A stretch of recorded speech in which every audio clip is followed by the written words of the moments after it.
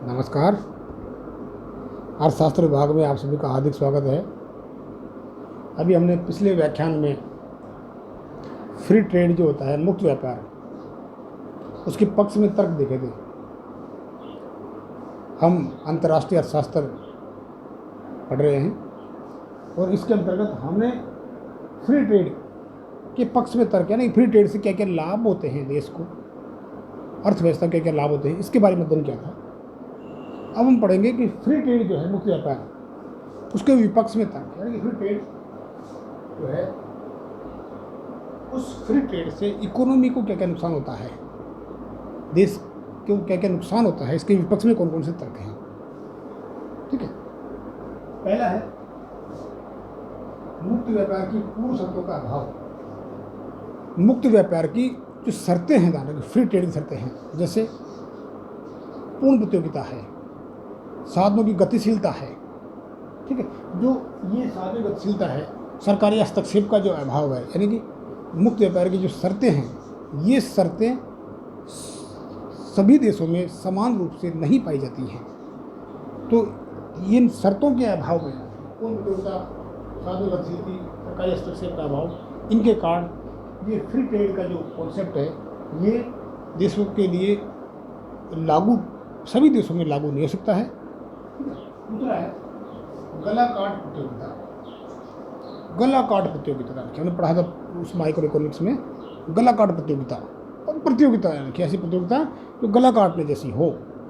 क्यों? क्योंकि हम देखते हैं इस फ्री ट्रेड के अंतर्गत, यानी कि बाजारों पर कब्जा करने के लिए, प्रत्येक देश बाजारों पर नियंत्रण करने के लिए, बाजारों पर कब्जा करने के लिए गला काट प्रतियोगिता का सहारा लेता है। अर्थात अपने मार्केट को जमाने के लिए, ठीक है, अपनी वस्तुओं को मार्केट में बेचने के लिए वह बहुत कम कीमत पर शुरू में मार्केट में माल बेचते हैं, उस कम कीमत के मार्केट के कारण बाजार में कब्जा कर लेते हैं, तो बाद में उनका एक अधिकार हो जाता है।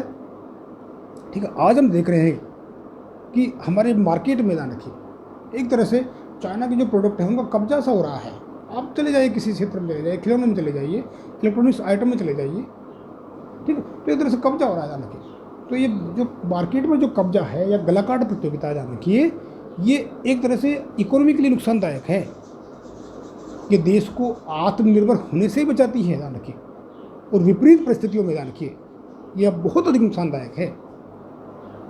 ठीक है, हम कोई भी सामान मान लीजिए बाहर से मंगाते हैं, ठीक है, और उसकी जब वो खराब हो जाए मान लीजिए, और हमारे पास उसकी सर्विस नहीं हो, तो बेकार हो जाता है। ठीक है, और शुरू में तो इस तरह से तो कब्जा कर लिया जाता है कंपनियों के द्वारा, उस कब्जे से इकोनॉमी को बहुत नुकसान होता है, निर्भरता बढ़ती है। एक तरह से एक पक्षीय विकास। नेक्स्ट है एक पक्षीय विकास, यानी इसकी विपक्ष में तर्क। एक पक्षीय विकास का मतलब क्या है, यानी कि इसमें केवल विकसित देश, हम जानते हैं फ्री ट्रेड का मतलब क्या है। फ्री ट्रेड का मतलब है कि कोई विकसित देश है या ऐसा देश जिसके पास अच्छी तकनीकी वस्तु है, उस तकनीक को बिना प्रतियोगिता के कारण, प्रतियोगिता बहुत प्रतियोगिता होती है, उस प्रतियोगिता के कारण वो अच्छी वस्तु है उसके पास और मार्केट में उसको बेच देता है। तो ऐसी स्थिति में जो कम विकसित देश है, यानी कि अर्थात जो विकसित देश हैं या जिनके पास अच्छी तकनीक है, ठीक है, जो विशिष्टकरण रखते हैं, जो दक्षता रखते हैं किसी वस्तु उत्पादन में, वो मार्केट में छा जाएंगे, वो मार्केट में कब्जा कर लेंगे, उन्हीं का विकास होगा। और ऐसे देश, ऐसे कंट्री जो अल्प विकसित हैं, विकासशील हैं या पिछड़े हुए हैं, जिनके पास अच्छी तकनीक नहीं हो, तो क्या होगा, यानी कि उनकी इकोनॉमी पर वो देश नियंत्रण लगा लेंगे, कब्जा कर लेंगे, उनके उद्योग धंधों पर वो अपना अधिकार जमा लेते हैं। ठीक है, कच्चे माल पर नियंत्रण कर लेते हैं, उनकी निर्भरता बढ़ जाती है। तो ऐसी स्थिति में इनका केवल विकसित देश ही, विकसित देशों का ही विकास होता है। जो विकासशील देश हैं, कम विकसित देश हैं, उनका इस फ्री ट्रेड के कारण विकास नहीं हो पाता है। उनके जो रहे से उद्योग धंधे हैं वो भी नष्ट हो जाते हैं, खत्म हो जाते हैं। तो इसलिए विकासशील देशों के लिए, कम विकसित देशों के लिए यह नीति, हम जानते हैं, हम मानते हैं कि उपभोक्ताओं को सस्ती वस्तु अच्छी कीमत पर मिल जाती है, ठीक है, लेकिन हालांकि इसके साथ साथ देश उस देश पर डिपेंड हो जाता है, उस देश के उद्योग धंधे नष्ट हो जाते हैं, वह देश अच्छी तकनीक नहीं होने के कारण कंपटीशन में टिक नहीं पाता है। तो ऐसी स्थिति में क्या करेगा वो देश, जो उसके पास कच्चा माल होगा, उस कच्चे माल का वो निर्यात करेगा। ठीक है, अर्थात दूसरा देश, विकसित देश है, उसके कच्चे माल पर नियंत्रण कर लेगा, धीरे धीरे वो उसके अधीन हो जाएगा। ठीक है, तो ऐसी स्थिति में इस फ्री ट्रेड के कारण जो कम विकसित देश हैं, पिछले देश हैं, विकासशील देश हैं, उनके लिए नुकसानदायक है। केवल एक पक्षीय विकास है, अर्थात विकसित देशों का विकास करता है। अत्यधिक विदेशी निर्भरता, मैंने कहा विदेशी निर्भरता, यानी कि जब हम बहुत अधिक आयात करेंगे या हम ध्यान रखिए विदेशी चीज़ों का आयात करते हैं, चाहे डिफेंस के मामले में हो, चाहे इलेक्ट्रॉनिक्स के आइटम में हो, ठीक है, तमाम तरह की जो चीज़ें जब हम आयात करते हैं तो हम उस पर डिपेंड हो जाते हैं, ठीक है। तो डिपेंड हो जाते हैं तो उसकी तकनीक हमारे पास नहीं होती है, या उसके जो बाकी पुर्जे हैं, ठीक है, वो हमारे पास नहीं है, तो हम उस पर डिपेंड हो जाएंगे। ध्यान रखिए, चाहे हम कोई कार मंगाएं या मोबाइल मंगाएं या डिफेंस का सामान मंगाएं, हम किसी देश से आयात कर रहे हैं तो उस टाइम जब उसके हमारे अच्छे संबंध है, मान लीजिए हम उससे आयात कर रहे हैं, हमारे पास तकनीक आ गई, हमारे पास वो साधन आ गया, बहुत अधिक मात्रा में आ गया, हमें कम कीमत में मिला, हमने खरीद लिया। लेकिन जब विपरीत परिस्थिति आई, युद्ध की स्थिति आई, या हमारे संबंध खराब हो गए मान लीजिए, या कुल मिला कर देखी जाए तो बहुत अधिक मात्रा में जब वो उस देश की वस्तुओं का हमारे पर हाई हो जाएंगे, मान लीजिए हमारी इकोनॉमी में उसका मार्केट में कब्जा हो जाएगा, तो हम उस पर डिपेंड हो जाएंगे बहुत अधिक मात्रा में। तो ध्यान किसी पर निर्भर होना, इसका मतलब क्या है, हमारी स्वतंत्रता है, हमारी स्वतंत्रता है, हमारी जो आज़ादी है, खत्म हो जाना एक तरह से। आज हमने जो चीनी ऐप्स पर ऐप लगाया है, क्या है वो बैन यही तो है कि हम उनका उपभोग करने से, उनका उपयोग करने से हमारे जो जो जो पर्सनल चीज़ें हैं वो शेयर की जा रही हैं। ये मानते हैं कि कुछ समय तक हमने टाइम पर बैन लगा दिया है, तो हमारी जो निर्भरता थी कुछ टाइम के लिए थी, अब धीरे धीरे उसका विकल्प हमारे पास मार्केट में आ गया। जो आत्मनिर्भर भारत का जो कॉन्सेप्ट है, उस कॉन्सेप्ट के द्वारा आज हम देखते हैं बहुत सी ऐसी चीज़ें हैं कि जिनके मामले में हम जो पहले आयात किया करते थे, अब हम आत्मनिर्भर हो गए, हमको आयात नहीं कर रहे हम। इसके अलावा और भी चीज़ें ऐसी हैं, डिफेंस के मामले में भी हमारे DRDO के द्वारा विकास किया जा रहा है, ठीक है। तो इससे क्या है कि हम आत्मनिर्भरता हम कम करने का प्रयास किया जा रहा है। ये बहुत अच्छा है, यानी कि ये बहुत अच्छा कॉन्सेप्ट है समग्र विकास के लिए, ठीक है। नेक्स्ट, उतार चढ़ाव का अंतर्राष्ट्रीय संक्रमण, यानी कि उतार चढ़ाव का जो अंतर्राष्ट्रीय संक्रमण है वो होना। अर्थात संक्रमण मतलब क्या है कि एक चीज़ जो बीमारियाँ फैलती हैं कि भाई इससे बीमारी फैल गई तो दूसरे में फैल गई, उस दूसरे में फैल गई। आज हम देख रहे हैं कोरोना, ठीक है, जो सांस लेने से फैल रहा है।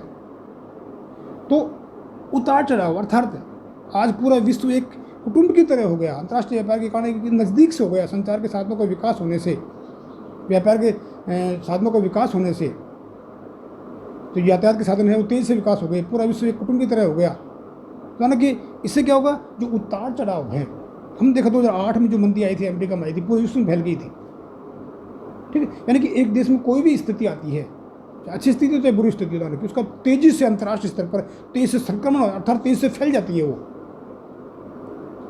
पिछले दिनों अमेरिका और चाइना का जो ट्रेड वार था, उस ट्रेड वार के कारण अरे उसका असर जो पूरी दुनिया पर देखने को मिला, अब वो लगा कि उससे फायदा होता है, नुकसान होता है, लेकिन ध्यान रखिए तेजी से, जब अर्थव्यवस्था मंदी की स्थिति है या तेजी की स्थिति है, वो तेजी से फैलती है। तेजी से इसलिए फैलती है क्यों, क्योंकि पूरे विश्व जो व्यापार की नीति है, अर्थात जो तेजी से व्यापार किया जा रहा है, जो फ्री ट्रेड के कारण, उसके कारण एक देश की वस्तुओं की कीमतों का प्रभाव दूसरे देश पर पड़ता है। तो इसलिए उतार चढ़ाव की स्थिति जो आती है तो तेजी से संक्रमण और तेजी से फैलाव होता है पूरी दुनिया में। नेक्स्ट है हानिकारक उत्पादों का आयात। हानिकारक उत्पादक यानी कि जो हानिकारक जो वस्तुएं हैं उनका उत्पादन होता है तेजी से। हम जानते हैं कि जो वस्तुएं हानिकारक होंगी, इसका मतलब क्या है, सस्ती वस्तुएं हैं। तो इस प्रतियोगिता के युग में ध्यान रखिए, जब सरकारी नियंत्रण का अभाव होता है, ध्यान रखिए, जब फ्री ट्रेड है, सरकार का नियंत्रण नहीं होता है, तो उसके अंतर्गत जो वस्तुएं उत्पादित होती हैं वो हानिकारक होती हैं, ठीक है। और हम उसको क्यों खरीद लेते हैं, क्योंकि सस्ती मिल रही हो। आज हम देख लेंगे चीन से जो खिलौने वगैरह जो आ रहे हैं, यानी उन खिलौनों में शीशा बहुत अधिक मात्रा में पाया जाता है। शीशा लीड जो बच्चों के लिए नुकसानदायक है, उस पर लिखा भी होता है 3 साल से 8 साल तक के बच्चों के लिए ये नुकसानदायक है, घातक है। लेकिन चूँकि हम खरीद लेते हैं, क्यों, इसलिए खरीद लेते हैं कि वो सस्ता मिल रहा है, ठीक। तो इसलिए हानिकारक वस्तुओं का ध्यान रखिए, उत्पादन भी होता है और हानिकारक वस्तुओं का निर्यात भी होता है, और इनका हम उपभोग भी करते हैं जो बहुत नुकसानदायक होते हैं, ठीक है। कारण क्या है, सरकारी नियंत्रण का अभाव रहता है, ठीक है। हम उसको नियंत्रण से मुक्त रखते हैं या बहुत कम टैक्स लगाते हैं, इससे कीमतें उसकी कम रहती हैं। तो ये भी ध्यान रखिए जिसके लिए नुकसानदायक है, क्योंकि इससे हानिकारक वस्तुओं का आयात बढ़ता है, ठीक है। एकाधिकार उत्पत्ति ना रखिए, एकाधिकार मोनोपोली, एकाधिकार की उत्पत्ति होती है। मैंने कहा कि इसमें बहुत अधिक प्रतियोगिता पाई जाती है, कंपटीशन तो होता है, मानते हैं प्रतियोगिता होती है, लेकिन उस प्रतियोगिता के कारण जब क्या होता है कि किसी देश के पास अच्छी तकनीक होती है या प्रतियोगिता में जो आगे निकल गया है, तो धीरे धीरे वो आगे निकलता जा रहा था और बाकी जो उसकी प्रतियोगी फर्में हैं, प्रतियोगी वस्तुएं हैं, मार्केट से धीरे धीरे बाहर हो जाती हैं। क्यों? क्योंकि वो बाकी सर्वाइव नहीं कर पाएंगी। मैंने कहा कि सन 2000 से पहले मार्केट में एक दो कंपनी ऐसी थी जिनका 90% तक मार्केट में होल्ड था, लेकिन अब वो बाहर हो गई। ठीक, तो नई कंपनी आ गई और ऐसी स्थिति में ध्यान रखिए, जो ऐसी कंपनी आ जाती है इसके पास तकनीक होती है तो फिर उसका एकाधिकार हो जाता है, क्योंकि बाकी उसकी जो प्रतियोगी फर्में हैं वो टिक नहीं पाती मार्केट से और बाहर जाएंगी, तो उसका एकाधिकार हो जाएगा। तो एकाधिकार हो जाएगा तो क्या होगा कि वो फिर बाद में मनमानी करेगा। तो ऐसी स्थिति में ये भी हालांकि इसमें भी एकाधिकार की उत्पत्ति होती है, एकाधिकार को बढ़ावा मिलता है। क्यों? क्योंकि एक लिमिट तक प्रतियोगिता होती है, उस प्रतियोगिता के बाद में जो एकाधिकारी में जिसके पास अच्छी तकनीक है, जो कम कीमत रखेगा, वो मार्केट में आगे निकल जाएगा और बाकी जो प्रतियोगी फर्में हैं, प्रतियोगी जो वस्तुएं हैं, वो मार्केट से धीरे धीरे बाहर होती चली जाती हैं और एकाधिकार अंत में जाकर उस वस्तु का उस एकाधिकार हो जाएगा, उस देश का एकाधिकार हो जाएगा। तो ये भी अर्थव्यवस्था के लिए नुकसानदायक है, विकास के लिए हानिकारक। विकास के लिए हानिकारक हम इसमें अध्ययन करते हैं कि ये अंतर्राष्ट्रीय विकास तेज़ी से होता है, ठीक है, और देश को अच्छी वस्तुएं, सस्ती वस्तुएं आसानी से मिल जाती हैं या उपभोक्ताओं की डिमांड आसानी से पूरी हो जाती है। ध्यान रखिए, इस प्रतियोगिता के कारण, मैंने कहा कि जब फ्री ट्रेड के कारण या मार्केट में सरकार का हस्तक्षेप कम रहेगा या कम आयात शुल्क होने के कारण विदेशी निर्भरता बढ़ती जाती है। ठीक है, और इस विदेशी निर्भरता के कारण इसमें कोई भी देश जो विकसित देश है वो तो विकास तेज़ी से करता जाएगा, लेकिन जो विकासशील देश है, जो पिछले देश है, मैंने बताया आपको, वो देश अपने भुगतान संतुलन को ठीक करने के लिए क्या करेंगे, वो कच्चे माल या उनके जो प्राकृतिक संसाधन हैं, ऐसी चीज़ें हैं जो बहुतायत से पाई जाती हैं उस देश में, उनका निर्यात करना शुरू कर देगा। कच्चे माल का निर्यात करना शुरू कर देगा। क्यों? कि अपने भुगतान संतुलन को कहीं कहीं तो लक्षण करेगा वो। और वो आयात ही आयात करता जाएगा तो निर्यात नहीं करेगा तो वो इकोनॉमी तो बर्बाद हो जाएगी, तो डिपेंड हो जाएगी किसी देश पर, उसका भुगतान संतुलन माइनस में चला जाएगा, घाटे में चला जाएगा। तो ऐसी स्थिति में क्या करेगा, यानी कि ऐसी स्थिति में वो अपने पास उसकी प्राकृतिक साधनों के जो भंडार हैं, कोई धातुएँ हैं या कच्चा माल है, उस कच्चे माल को विदेश में भेजना शुरू कर देगा। ध्यान रखिए, तो ऐसी स्थिति में ये विकास जो है उन विकासशील देशों के लिए, उन पिछड़े हुए देशों के लिए हानिकारक रहता है, लाभदायक नहीं होता है कम विकसित देशों के लिए। ठीक है, तो इस कारण से यानी कि आज हम देख रहे हैं, आप कभी देखना एग्जाम्पल लेकर आज हम देखते हैं कि ऐसे बहुत सी वस्तुएं हैं भारत में, यानी कि जो 90 उदारीकरण से पहले मर्फी रेडियो था, दिनकर का रेडियो था, बेल्टेक टीवी थी, फेल्ट्रॉन टीवी थी, ठीक है, या ऐसी कंपनियां थी हमारे पास जो मार्केट में जो थी, और आज हम देख रहे हैं कि वो सब मार्केट से बाहर हो गई हैं। आज मल्टीनेशनल कंपनियां जो हैं, विदेशी जो कंपनियां हैं, वो उनका आधिपत्य हो गया है, उनका एकाधिकार हो गया है, और एकाधिकार होने से जो हमारी कंपनियां थी मार्केट से बाहर हो गई। क्यों? क्योंकि उन कंपनियों के पास बहुत अधिक पैसा है, बहुत अधिक, जब उनके पास पैसा है तो वो कोई भी अच्छी तकनीक खरीद सकती हैं।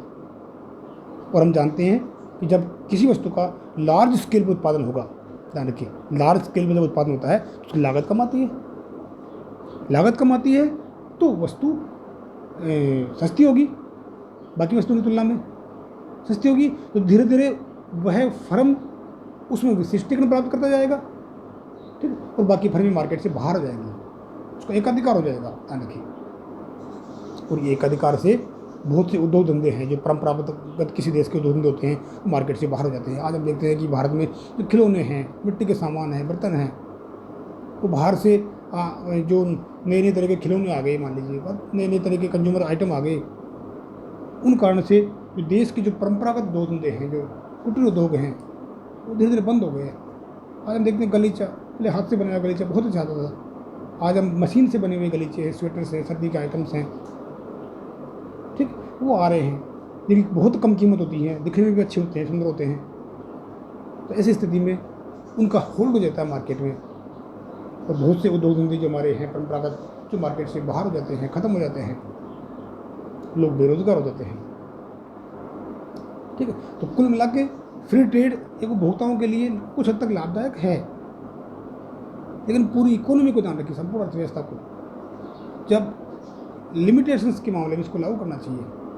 क्यों? क्योंकि मैंने कहा कि कम विकसित देश, विकासशील देश, जो पिछड़े हुए देश हैं, जिनके पास अच्छी तकनीक नहीं है, सभी तरह की तकनीक में अच्छी तकनीक नहीं है, उन देशों के लिए ये है फ्री ट्रेड काफ़ी नुकसानदायक है। तो मैंने अपने पिछले व्याख्यान में मैंने बताया भी था कि एक ऐसा कंट्री जो पूंजी, जहाँ कैपिटल बहुत अधिक है, अमेरिका है, पूंजी प्रधान देश है, भारत है, श्रम प्रधान देश है। यदि अमेरिका में हम श्रम प्रधान तकनीक का प्रयोग करेंगे, यदि हम भारत में पूंजी प्रधान तकनीक का प्रयोग करेंगे, तो भी नहीं करा कि हम यहाँ पूंजी प्रधान तकनीक का प्रयोग करेंगे तो हमको, यानी कि वो जो काम पर्टिकुलर काम करेंगे वो काम कम कीमत पर अच्छा हो जाएगा, लेकिन हमारे बहुत से लोग, एक नई समस्या क्रिएट हो जाएगी, हमारे यहाँ लोग, बहुत से लोग बेरोजगार हो जाएंगे,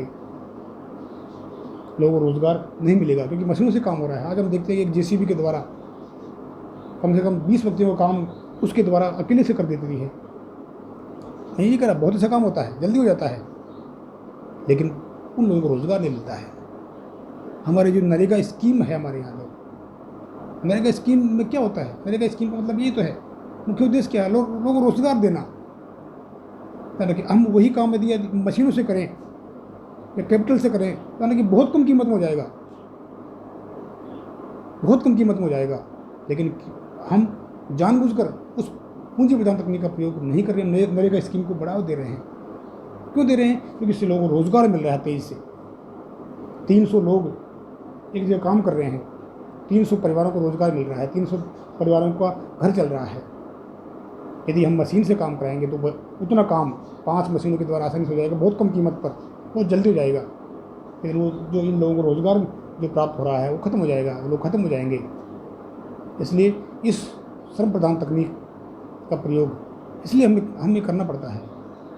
तो फ्री ट्रेड अर्थव्यवस्था के लिए या उपभोक्ताओं के लिए या वस्तुओं की नई नई तकनीक का विकास के लिए लाभदायक है, लेकिन बाकी इससे उद्योग धंधे नष्ट हो जाते हैं, लोगों को रोज़गार खत्म हो जाता है, विदेशी निर्भरता बढ़ जाती है। तो इसलिए पिछड़े देश, अल्पविकसित देशों के लिए ये ज़्यादा लाभदायक नहीं है। विकसित देश, क्योंकि उनके पास अच्छी तकनीक होती है, उनके को तो मार्केट चाहिए, एक बड़ा बाज़ार चाहिए, और बाज़ार विकासशील देश और पिछड़े देश है। ऐसी स्थिति में अपनी वस्तुओं को आसानी से इस उदारीकरण के नाम पर, व्यापार नीति के नाम पर, अन्य लाभ या प्रलोभन देकर आसानी से अपने मार्केट का विस्तार कर लेते हैं, आसानी से देशों पर आधिपत्य जमाते हैं, कब्जा कर लेते हैं, एक अधिकार स्थापित कर लेते हैं। ठीक है, तो ये इस तरह से प्रतियोगिता का युग जो है, इस युग में इस तरह से हमारा जो फ्री ट्रेड है, इस फ्री ट्रेड के हमारे ये फ़ायदे हैं, और ये फ्री ट्रेड के जो हमारे ऊपर करते हैं, ये हमने देखा। थैंक यू, धन्यवाद।